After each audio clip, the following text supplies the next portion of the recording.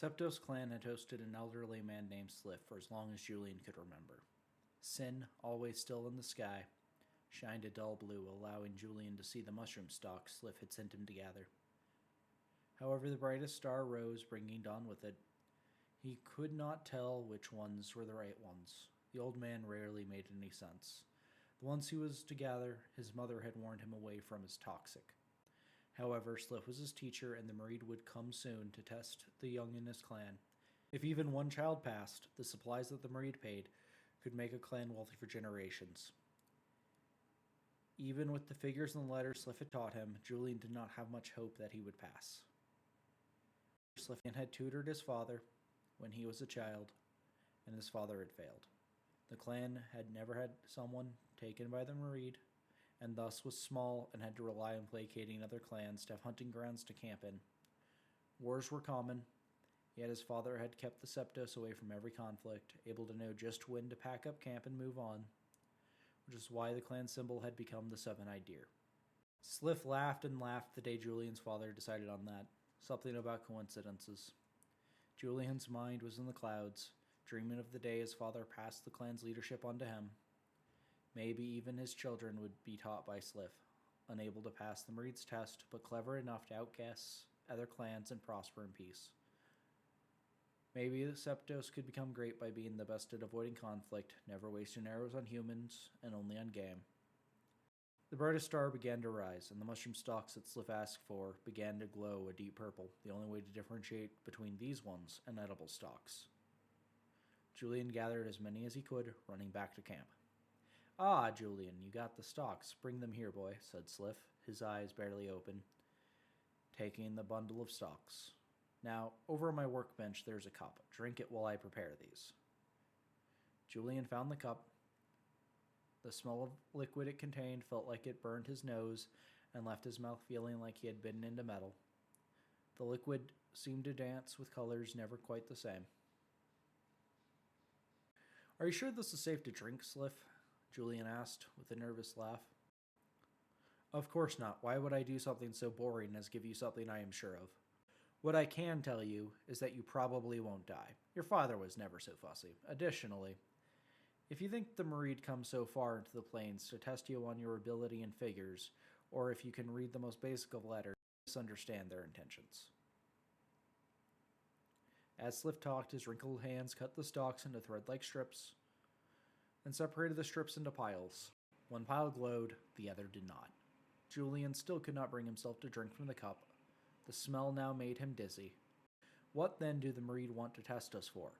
If it's pointless, then why do you teach me figures and letters? Wouldn't it be better to teach me what they actually want from me? Julian bit his cheek to keep from saying anything too rude. Sliph chuckled with his eyes bright. Aptitude and alteration creation, or as the clans put it, heresy. The Mareed say nothing of this test. However, letters and figures are things they'd rather not have to teach hormone-addled children from scratch. That is why they do it at the start of the new year, with Sin's annual yellow shine. It is easier to see the potential in these matters then. Sin shines in more ways than one, you see. It is the jealous god who is dim until the new year, which only his bright torch can usher in. Julian's leg trembled. Magic is heresy. The last scan to practice it died out as a result, blind and mad. If the Mareed wanted man-eaters, then there was no way his father would accept. Sliph, my teacher, what could the Mareed want with madmen? Sliph still had a twinkle in his eye. Madmen? Humans won the Second Rival War, and by humans, I mean man-eaters. I understand education has suffered in the dozen or so generations since then. However, the Mana clan died out due to not understanding the risks of overuse and its attempts to unite the clans. Even then, it took hundreds of years for their magic to turn them into the things of stories meant to scare children into behaving. Color drained from Julian's vision. The scent of the cup seemed to be the only aroma in the room. Sliph whittled the stalks in the piles and began adding them to a small pot on top of a lit candle. "What is this cup? My mind is getting foggy." Sliph laughed as he motioned for Julian to drink. Julian sipped it first. The drink tasted of nectar, and his vision became vivid. Colors Julian had no words for saturated Sliph's tent. His mind cleared, and then he asked, "Is there more?" "No.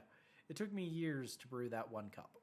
However, now it is safe for you to drink this. Sliph poured the contents of the small pot into Julian's cup. Those mushroom stalks absorbed the brightest star's light more vigorously than other fungi. Before it was considered heresy, they were called mana stalks.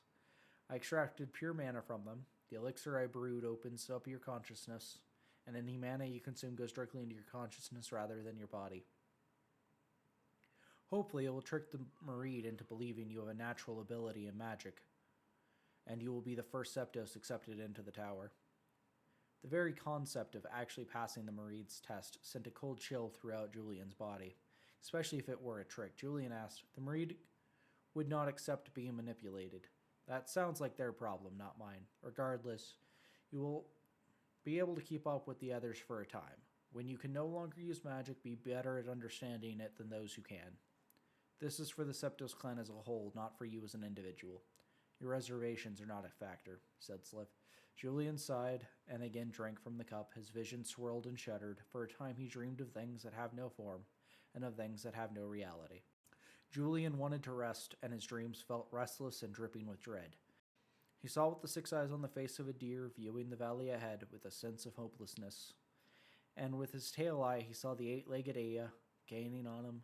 With each sprinting leap, it got closer and closer until it was upon him, and Sin awoke, basking the land in light, turning the perpetually dark skies blue. Another year began, and the Eo was blind.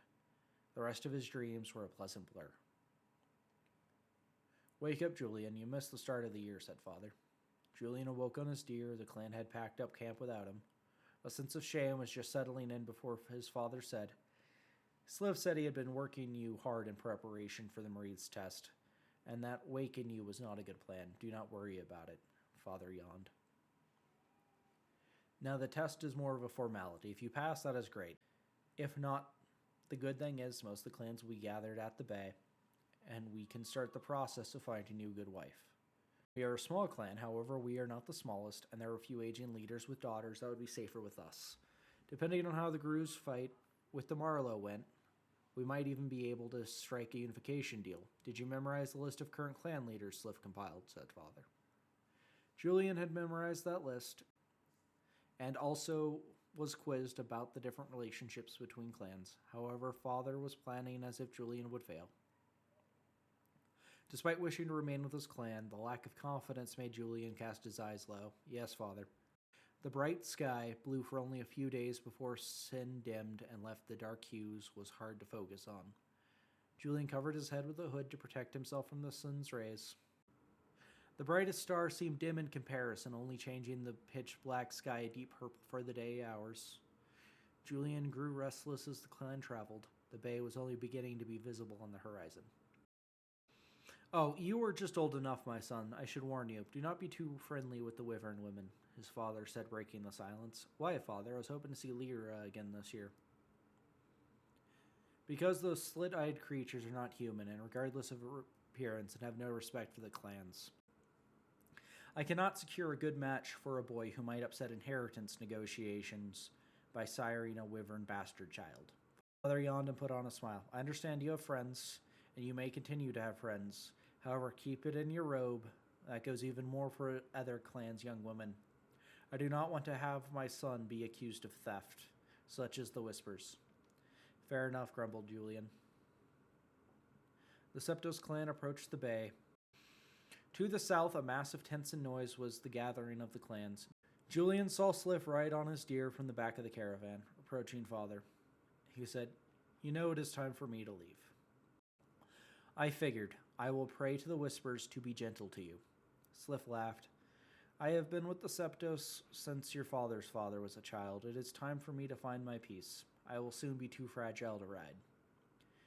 Julian knew this meant Sliph was ready to die. He should be strong and allow reality to take its course. Humans die.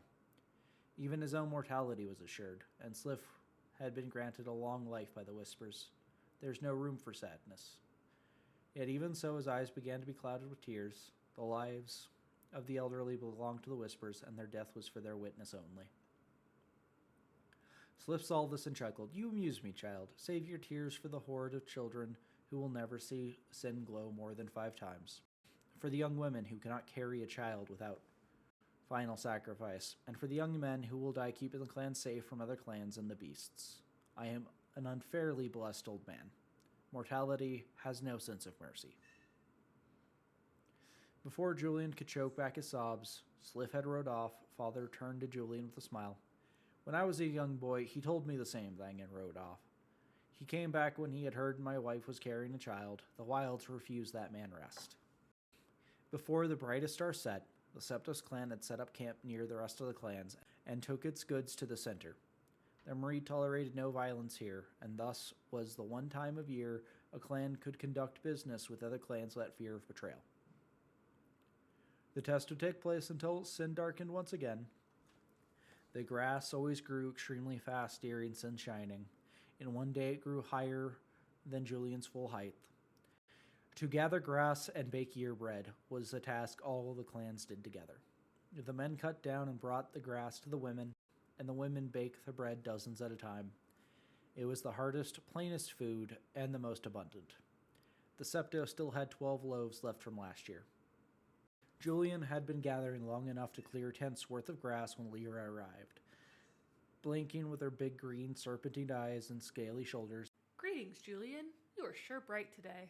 Strange, considering you've always been dim. Julian laughed, Lyra complimenting him. That was strange. Do you find my observation funny? Yawned Lyra. Only that you've gone on and on about how I was dim as a rock every year, and that surely even a spark was brighter than me. Now, without even talking to me, you think I am bright? How can you tell how intelligent I am based on my appearance? Goaded Julian. Lyra chortled. Oh? You thought I was referring to your intellect? Well, no worries, my frail human friend. There, you are still as dim as the rocks. However, I believe the twins have finally recognized your existence.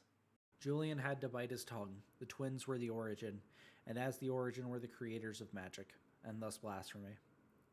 However, he would not lose a friend over such things. Frail, your arms are skinnier than mine.